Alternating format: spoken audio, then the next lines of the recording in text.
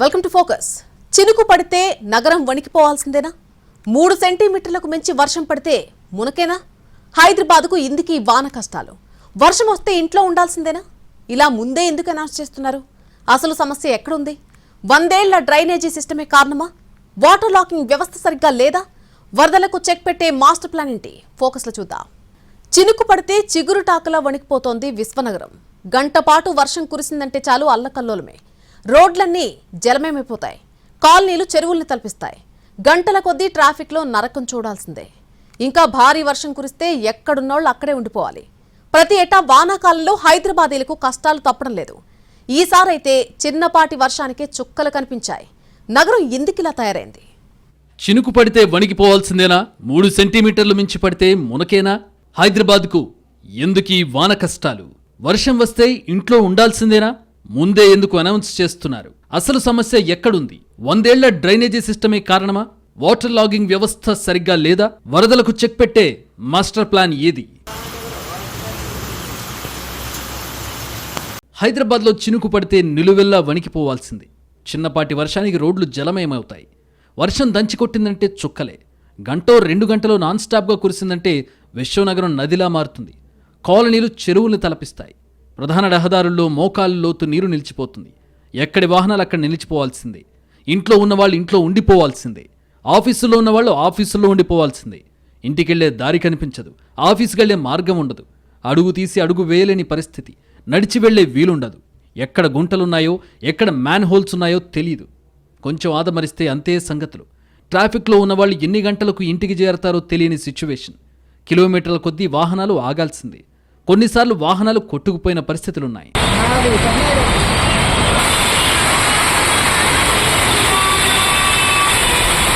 హైదరాబాద్లో గురువారం సాయంత్రం గంట వ్యవధిలోనే కుంభవృష్టి కురిసింది. సాయంత్రం మొదలైన వాన 6-7 గంటల ప్రాంతం మధ్యలో ఊపందుకుంది. ఆకాశానికి చిల్లు పడిందా అనే స్థాయిలో భారీ వర్షం దంచికొట్టింది. అమీర్పేట్, యూసుఫ్గూడలోని పలు ప్రాంతాల్లో 3-4 ఫ్లోర్ల వరకు వరద నీరు వచ్చిందంటే ఇక నగరంలో వర్ష బీభత్సం ఏ స్థాయిలో ఉందో అర్థమవుతుంది. కుండపోత వానతో హైదరాబాద్ వాతావరణ శాఖ అధికారులు నగరానికి ఆరెంజ్ అలర్ట్ జారీ చేశారు. 2 రోజులు తెలంగాణ వ్యాప్తంగా కుండపోత వానలు కురుస్తాయని, హైదరాబాద్లో ఇదే పరిస్థితి ఉండొచ్చని వాతావరణ శాఖ అధికారులు హెచ్చరించారు. ఈ క్రమంలో ప్రజలు అప్రమత్తంగా ఉండాలని, అత్యవసరమైతేనే బయటకెళ్లాలని సూచించారు. ఈదురుగాళ్లు, ఉరుములు, మెరుపులతో కూడిన వానతో భారీగా ట్రాఫిక్ జామ్ అయింది. రోడ్లన్నీ నీటితో నిండిపోయాయి. వాహనాలు కిలోమీటర్ల మేర నిలిచిపోయాయి. పలు ప్రాంతాల్లో విద్యుత్ సరఫరా నిలిచిపోయింది. డ్రైనేజీలు, నాలాలు పొంగిపొర్లాయి. ఆఫీసుల నుంచి ఇంటికి వెళ్లే సమయంలో వర్షం రావడంతో ఉద్యోగులు తీవ్ర ఇబ్బందులు పడ్డారు. హైదరాబాద్లో భారీ వర్షం వల్ల నగరంలోని పలు లోతట్టు ప్రాంతాలు నీట మునిగాయి. సహాయక చర్యల కోసం జీహెచ్ఎంసీ, హైడ్రా, ఎస్డీఆర్ఎఫ్ బృందాలు రంగంలోకి దిగాయి. ప్రజలకు సాయం చేయడం కోసం ఆయా విభాగాలకు చెందిన కంట్రోల్ రూమ్ నెంబర్లను అధికారులు ప్రకటించారు. మరో 2 రోజులు నగరంలో ఇలానే కుండపోత వానలు కురిసే అవకాశం ఉన్నందున నెంబర్లను సేవ్ చేసుకోవడం మంచిదని అధికారులు సూచించారు. 4 రోజుల క్రితం 3 గంటల పాటు ఏకదాటిగా కురిసిన వానకు హైదరాబాద్ మహానగరం ఆగమాగమైంది. ఈసారంతకు మించి గంటలోనే కురిసిన భారీ వర్షానికి హైదరాబాద్ ఉక్కిరిబిక్కిరైంది. మొన్న 3 గంటల్లో కొన్ని ప్రాంతాల్లో 12 సెంటీమీటర్ల వర్షపాతం నమోదైతే నిన్న రాత్రి గంటలోనే 12 సెంటీమీటర్లకు పైన నమోదైన వర్షపాతంతో మహానగరం చివురుటాకులా వణికిపోయింది. అత్యధికంగా ఖాజాగూడలో 13.15 సెంటీమీటర్ల వర్షపాతం నమోదైంది. చాలా ప్రాంతాల్లో 11 సెంటీమీటర్ల వరకు వర్షం రికార్డైంది. అమీర్పేట్, ఎల్లారెడ్డిగూడ, యూసుఫ్గూడ, కృష్ణానగర్లో వరద పోటెత్తడమే కాదు, భుజాల్లోతున నీరు ప్రవహించడంతో స్థానికులు హడలిపోయారు. పలు నాలాలు ఓవర్ఫ్లో అయ్యాయి. రోడ్లు మొత్తం వరద నీరు ముంచెత్తింది. వాహనదారులు ముందుకు వెళ్లలేని పరిస్థితి ఏర్పడింది. ఇంటికి బయలుదేరిన చాలామంది తాము తమ గమ్యస్థానాన్ని చేరుకునేందుకు అయ్యే సమయానికి 2 రెట్లు అధిక సమయాన్ని రోడ్ల మీద వేచి చూడాల్సిన పరిస్థితి ఏర్పడింది. పొంగిపొర్లిన నాలాలతో పలు ప్రాంతాలు జలమయమయ్యాయి. భారీ వర్షానికి పలు చెట్లు కూలిపోగా పలు వాహనాలు వరద నీటిలో కొట్టుకుపోయాయి. పలు ప్రాంతాల్లో విద్యుత్ సరఫరాలో తీవ్ర అంతరాయం చోటు చేసుకుంది. పెద్ద ఎత్తున అపార్ట్మెంట్ల సెల్లార్లలోకి వర్షపు నీరు చేరి తీవ్ర ఇబ్బందులు పడ్డారు. గంటంటే గంటపాటు కురిసిన వాన మహానగర వాసులకు చుక్కలు చూపించింది. ఐటీ కారిడార్లో ట్రాఫిక్ కారణంగా వాహనదారులు నరకం చూశారు. Gachibowli, Kondapur, Madhapur, biodiversity, IKEA centre, AMB, Inorbit mall, Rayadurgam, హైటెక్ సిటీలో భారీగా ట్రాఫిక్ జామ్ కావడంతో వాహనాలు ముందుకు కదలడానికి గంటల కొద్దీ సమయం పట్టింది. మియాపూర్, హిమాయత్ నగర్, లక్డీ కపూల్, నాంపల్లి సహా పలు ప్రాంతాల్లో భారీ వర్షం పడింది. పంజాగుట్ట, ఎస్ఆర్ నగర్, అమీర్పేట్ ఏరియాలో వాహనదారులు ట్రాఫిక్ కారణంగా నానా తిప్పలు పడ్డారు. జూబ్లీహిల్స్, బంజారాహిల్స్, ఫిలింనగర్, షేక్పేట్ ఏరియాల్లో వాన దంచికొట్టింది. బంజారాహిల్స్లో భారీ వర్షం కురవడంతో దేవరకొండ బస్తీలో సంతలో కూరగాయలు, వాహనాలు కొట్టుకుపోయాయి. మాదాపూర్లోని శిల్పారామం ఎదురుగా కొండాపూర్, హైటెక్స్, కొత్తగూడ నుంచి కుకట్పల్లి, జూబ్లీహిల్స్ వైపు వెళ్లే వెహికల్స్ కిలోమీటర్ల మేర నిలిచిపోయాయి.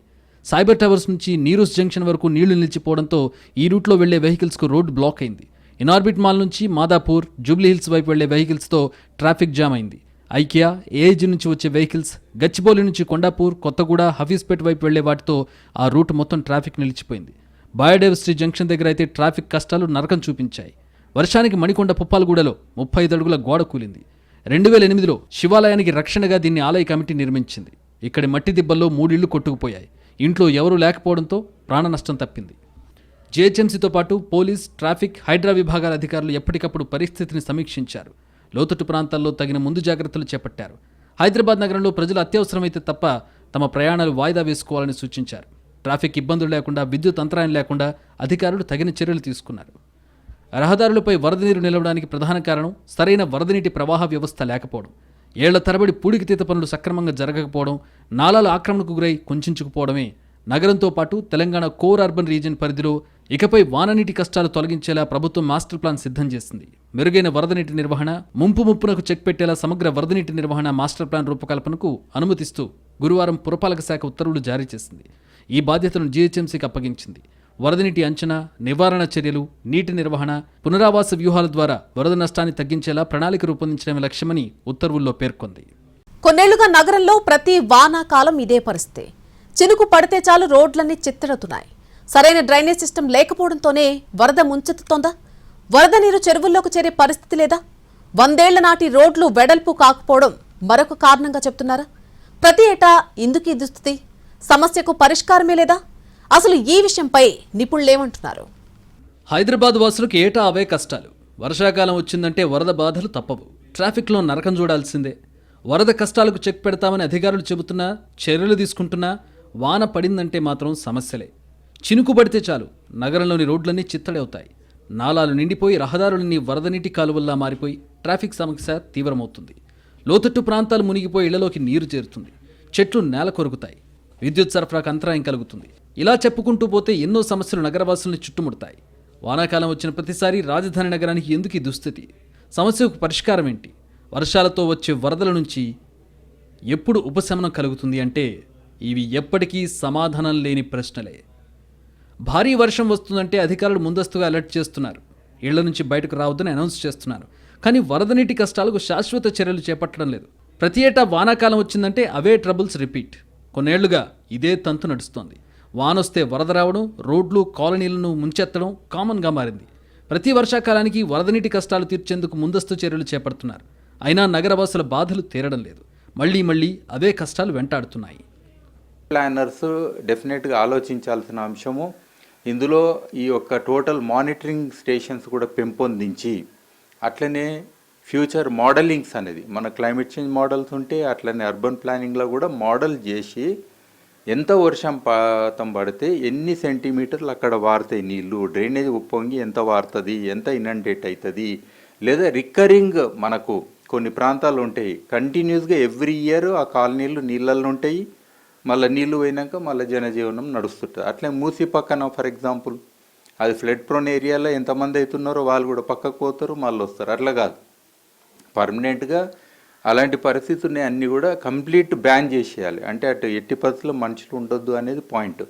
ఈవెన్ ఎన్డీఆర్ఎఫ్ ఇలాంటి వాళ్ళు కూడా ఎంత చేస్తారంటే మామూలుగా ఒకవేళ రిలీఫ్, రెస్క్యూ ఇవన్నీ చేయాలంటే కూడా అది ఇంపాసిబుల్. తెలిసి కూడా మనం దాని దగ్గర పోవడం అంటే ఇక్కడ ప్రకృతి సిద్ధంగా ఉన్న ప్రాబ్లమ్స్ ఉన్నాయి. అంటే క్లైమేట్ చేంజ్ ఇవన్నీ కూడా ఎక్స్ట్రీమ్ వెదర్ ఈవెంట్స్ ఇవన్నీ రిలేటెడ్ అయ్యి ఒకటి ఉన్నది.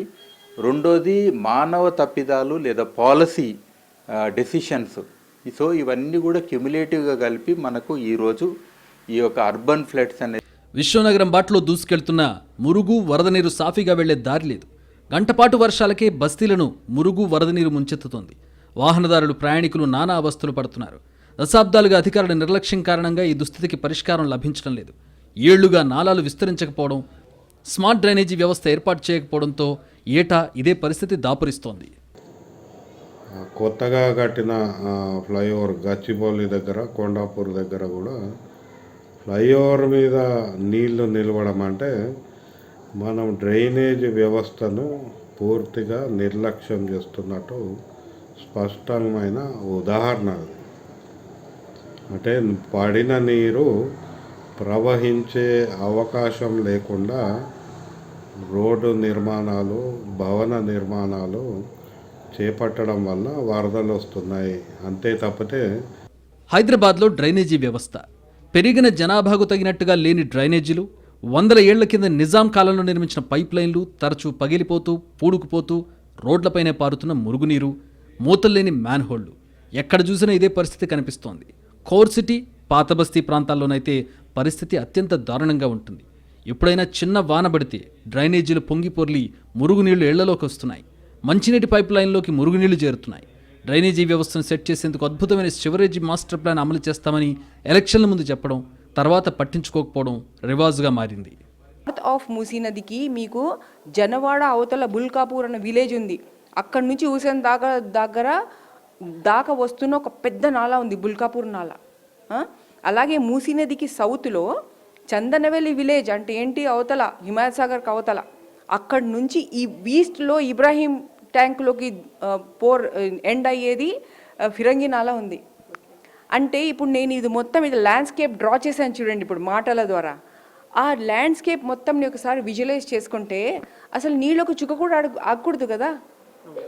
ఆ ఛానల్స్ మొత్తం ద్వారా వెళ్ళిపోవాలి కదా. చెరువులు, కుంటలు, బావులు, నదులు, రిజర్వాయర్లు, ఈ బుల్కాపూర్ నాల, ఫిరంగి నాల, అసలు నాల ఉండకూడదు కదా. అంటే లోపం ఎక్కడుంది? మన అడ్మినిస్ట్రేషన్ లోపం అది. 1908లో హైదరాబాద్ నగరం వరదల్లో చిక్కుకుంది. చాలా ప్రాంతాలు అతలాకుతలమయ్యాయి. ఎక్కడికక్కడ నీళ్లు నిలిచిపోయాయి.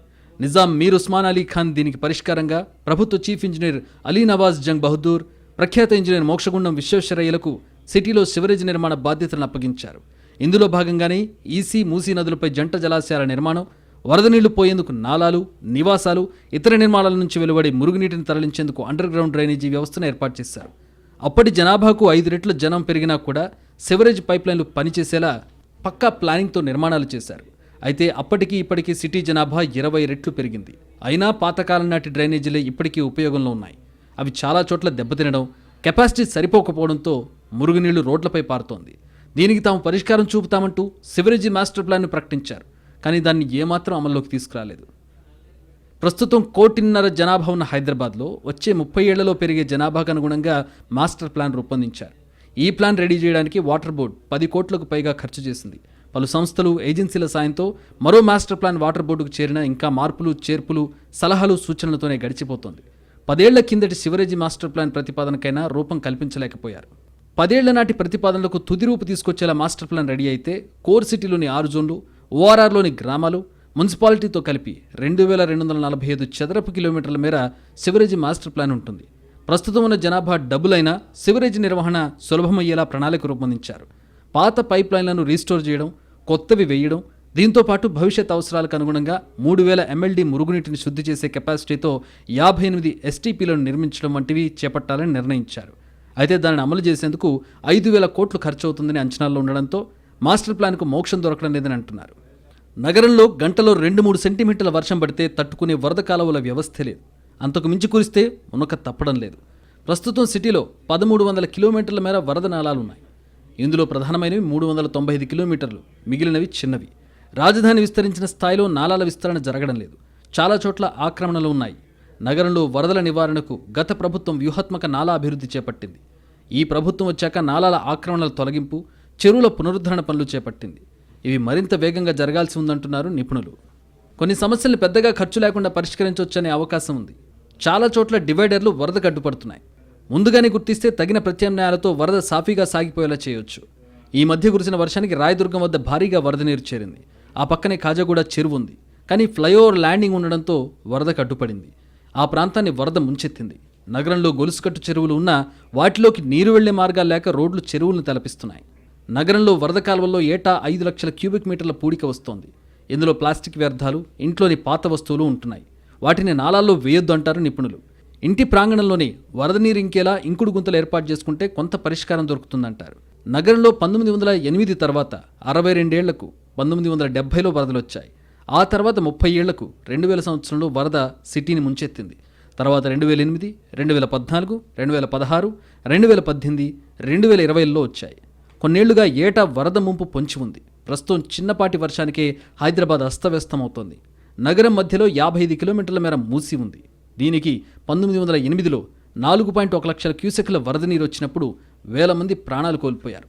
ఈ పరిస్థితులకు అడ్డుకట్ట వేసేందుకు హిమాయత్ సాగర్, ఉస్మాన్ సాగర్ జంట జలాశయాలను నిర్మించారు. 2.6 లక్షల క్యూసెక్కుల వరదొచ్చినా తట్టుకునేలా నిర్మాణం చేపట్టారు. కానీ 100 ఏళ్లలో మూసి ఎన్నెన్నో ఆక్రమణలకు గురైంది.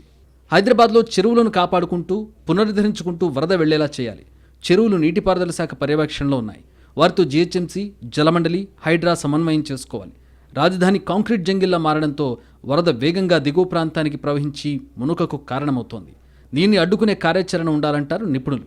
అప్పుడే వరద నీటి కష్టాల నుంచి నగరం తప్పించుకునే అవకాశం ఉంటుంది. ఇలా చేయకపోతే ప్రతి ఏటా ఇవే సమస్యలు తప్పేలా లేవు. నగరం వేగంగా విస్తరిస్తోంది. వేల సంఖ్యలో ఇళ్లు వెలుస్తున్నాయి. ఒకే చోట 40-50 ఫ్లోర్ల అపార్ట్మెంట్లు కట్టేస్తున్నారు. వర్షపు నీరు ఇంకిపోయే పరిస్థితి అస్సలు లేదు. దీంతో ఎక్కడికక్కడ వరద ముంచెత్తుతోంది. దశాబ్దాల పాటు వెంటాడుతున్న వరద సమస్యకు చెక్ పెట్టేందుకు తెలంగాణ ప్రభుత్వం రెడీ అవుతోంది. వరద నీటి కాలువల నిర్వహణ, ఫ్లడ్ మేనేజ్మెంట్కు మాస్టర్ ప్లాన్ అమలు చేయబోతోంది. ఇది ఎప్పటికి పూర్తవుతుంది? నగరవాసుల కష్టాలు ఎప్పుడు తీరుతాయి? హైదరాబాద్ వాసులు ప్రతి ఏటా వర్షాకాలంలో నరక యాతన అనుభవిస్తున్నారు. వర్షాకాలంలో ఇబ్బందులు రాకుండా చూసేందుకు ప్రత్యేకంగా స్ట్రాటజిక్ నాలాల అభివృద్ధి పథకం తీసుకొచ్చారు. దీనికి ఏటా 100 కోట్ల రూపాయలు వెచ్చిస్తున్నా చిన్న వర్షాలకే జలమయమయ్యే ప్రాంతాలు ఏమాత్రం తగ్గట్లేదు. నగరం పూర్తి కాంక్రీట్ జంగిల్ గా మారిపోయింది. చాలా ప్రాంతాల్లో అపార్ట్మెంట్లు వెలిశాయి. ఒకే చోట 40-50 ఫ్లోర్ల అపార్ట్మెంట్లు నిర్మిస్తున్నారు. ఎక్కడ చిన్న చినుకు పడినా భూమిలోకి ఇంకే పరిస్థితి లేదు. మురుగు కాలువలు ఉన్నట్లే వాన నీరు వెళ్లేందుకు ప్రత్యేకంగా కాలువలు నిర్మించాల్సిందే. హైదరాబాద్లో మొత్తం 9,013 కిలోమీటర్ల మేర రోడ్లున్నాయి. వరద నాలాలు మాత్రం 1,302 కిలోమీటర్లే ఉన్నాయి. మురుగునీటి పైప్ లైన్లు 10,000 కిలోమీటర్లు ఉన్నాయి. నగరంతో పాటు శివారు ప్రాంతాల పరిస్థితి మరింత అధ్వానంగా ఉంది. రాజధానిలో రోడ్ల పొడవు, వెడల్పునకు తగ్గట్లుగా వరద నీటి వ్యవస్థ అభివృద్ధి కాలేదు. రోడ్ల నిర్మాణంలో శాస్త్రీయత లేదు. ఎత్తు కట్టడము, రోడ్డు మీదకి వదలడం వల్ల అన్ని భవనాల నుంచి పడ్డ నీళ్ళన్నీ కూడా రోడ్డు మీదకే వస్తున్నాయి. మరి వేరే మార్గం ఎందుకు లేదు అంటే డ్రైనేజ్ వ్యవస్థ లేదు. డ్రైనేజ్ అంటే మురికి నీటి డ్రైనేజ్ వ్యవస్థ లేదు. తర్వాత వర్షపు నీటిని తీసుకెళ్లే స్టామ్ వాటర్ డ్రైనేజ్ కూడా రెండూ లేవు. ఈ రెండిటికి జాగా కూడా లేదు. ఎక్కడికక్కడ నిర్మాణాలు రావడం వల్ల జాగా లేదు. జాగా ఉన్న చోట దాని పరిమాణం సరిపోదు. నీటి పరిమాణం ఎక్కువ ఉంది, నీటి వేగం ఎక్కువ ఉంది. ఇవన్నిటితో పాటు ఆ ఉన్న చిన్న అరకూర వ్యవస్థలో చెత్త వేయడము, సాలిడ్ వేస్ట్ వేయడం వల్ల అవి బ్లాక్ అయిపోయి ఆ విధంగా కూడా వరద వస్తుంది. హైదరాబాద్లో తరచూ వర్షాలు పడుతూ ఉంటే సమర్థవంతమైన డ్రైనేజీ వ్యవస్థ ఎందుకు లేకపోయింది? ఎప్పుడూ జనం నుంచి వచ్చే ప్రశ్న ఇదే. అతి భారీ వర్షాలొచ్చినా తట్టుకునేలా హైదరాబాద్ చర్యలు తీసుకోవాలని ఎప్పటినుంచో ప్రజలు డిమాండ్ చేస్తున్నారు. మహానగరంలో చిన్న, మధ్య, భారీ తరహా నాలాలన్నీ సుమారు 800 కిలోమీటర్ల పొడవునా ప్రవహిస్తూ ఉండగా వీటిలో 5 మేజర్ నాలాలు దాదాపు 339 కిలోమీటర్ల మేరకు ప్రవహిస్తున్నాయి. మహానగరంలో చినుకు పడిందంటే చాలు లోతట్టు ప్రాంతాలన్నీ జలమయం కావాల్సిందే. ఎందుకంటే నీరు ఇంకిపోవడానికి లేదు, ఆ నీళ్లు సాఫీగా వెళ్లడానికి లేదు. ఈ సమస్య దశాబ్దాల పాటు నగరాన్ని వెంటాడుతూనే ఉంది.